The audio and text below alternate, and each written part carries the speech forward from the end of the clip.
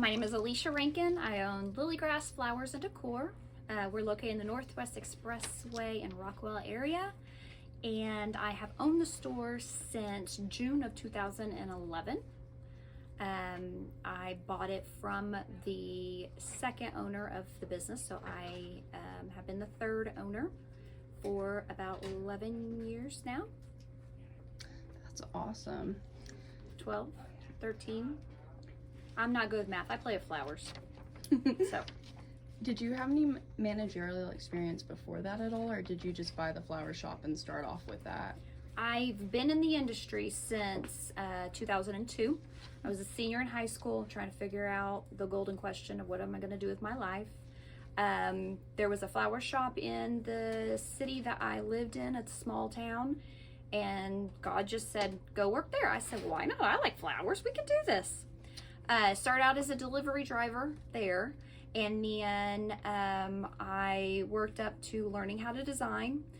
Went and worked for some other flower shops, became a manager at a flower shop, and then had to quit that industry for a little bit to focus on raising my niece. Once I got back into the industry, went back into management position and managed a store for a year by myself before I bought this. That's awesome. Was becoming a manager something that you aspired to do, or something that was more of a circumstantial thing? It was my daddy threw it in my lap and said, here you go.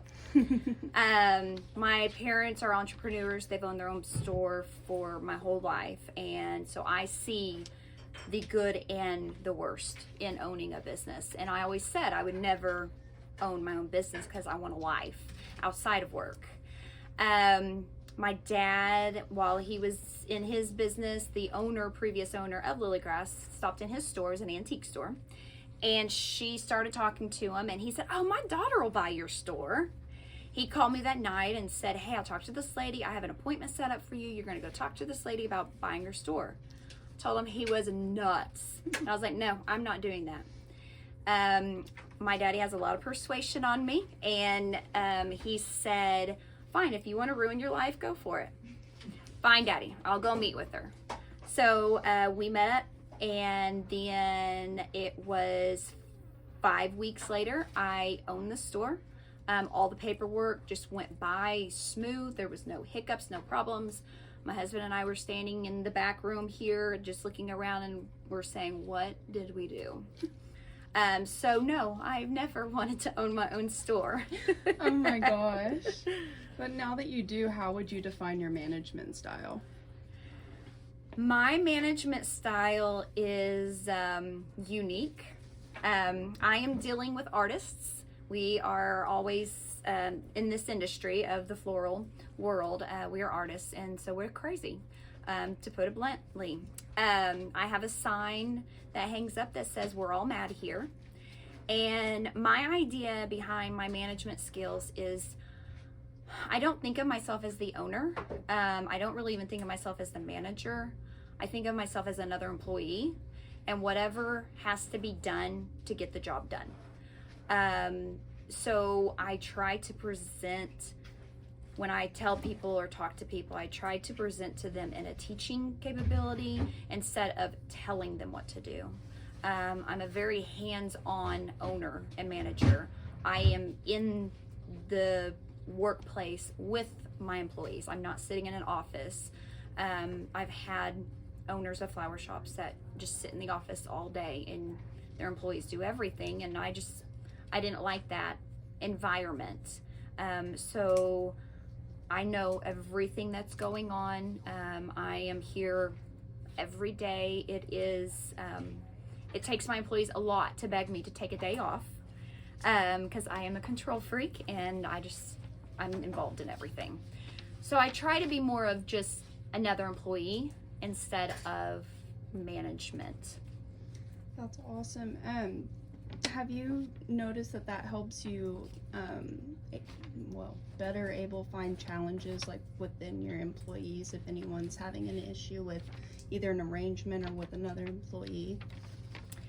I have had over years, I have learned that when I'm hiring somebody, I have to be very direct when I'm giving the interview, and just flat out tell them and give them examples, even in the interview, of this is how I talk, this is how I present myself.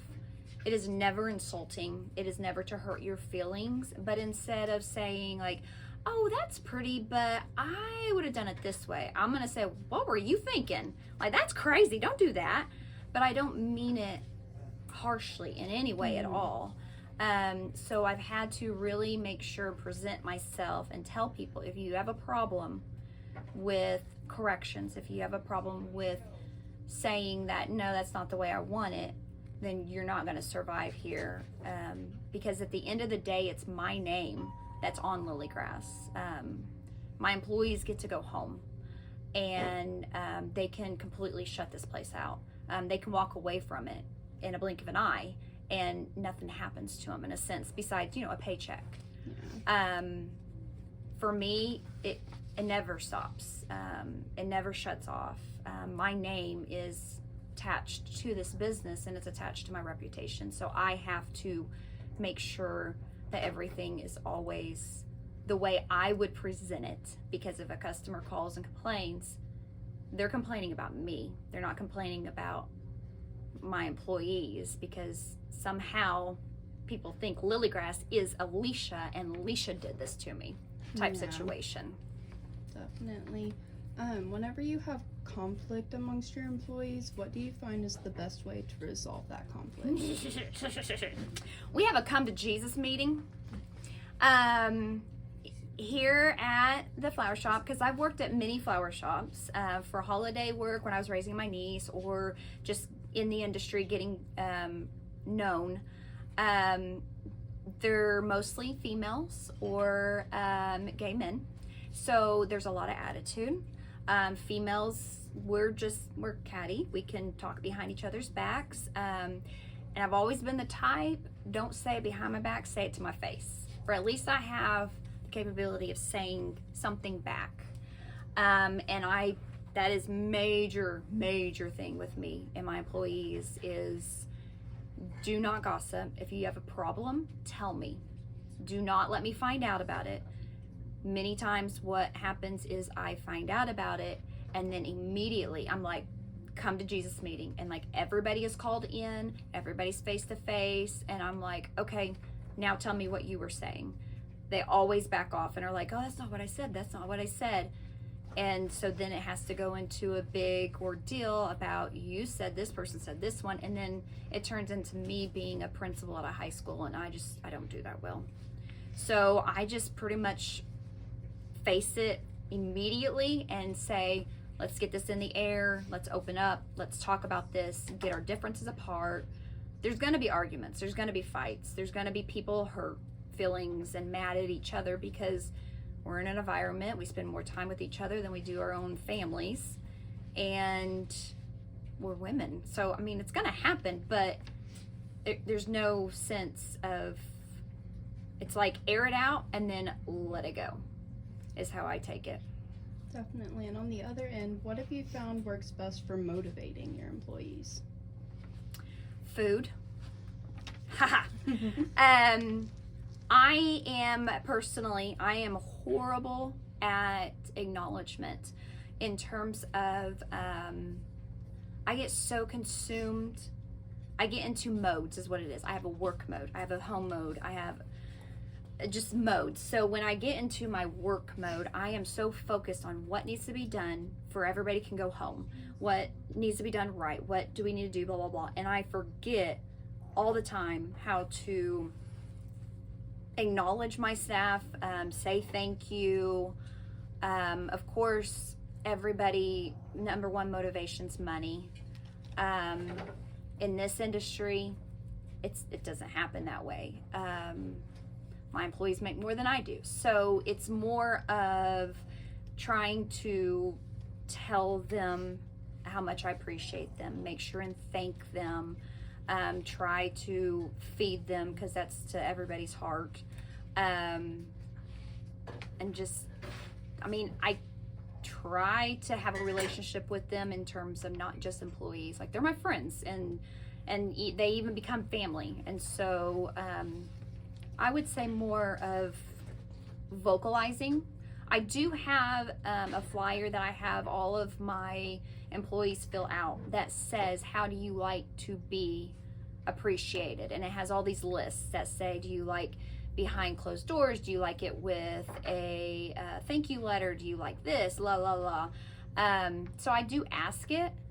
I don't necessarily follow it, but I do ask it. Yeah. So I mean, hey, that's one step. Do you find like certain personalities easier to motivate versus other personalities by chance? Different personalities to motivate. Like one of our biggest examples in our class is like introverted versus extroverted people, and just how they're different in the business field. Does that, have you noticed that like in motivation as well? Yeah, you definitely have to see who that person is, how they work, and I mean, everybody's treated differently in the work environment, even though you don't want them to be treated, but they have to be treated, because what you can say to one person would make another person be bawling in the ground, crying.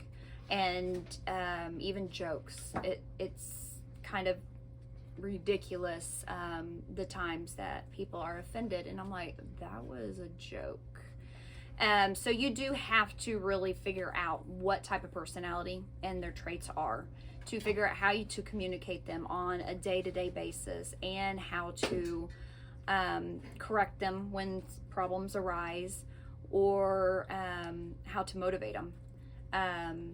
I think I've had every possible employee since I've owned this store, from the very, very timid ones to the ones that are loud and obnoxious and all in between. So it really just depends on the personality. Definitely. Well, thank you so much for taking the You're time to speak to welcome. me today. I really appreciate it. You're As well. Ha!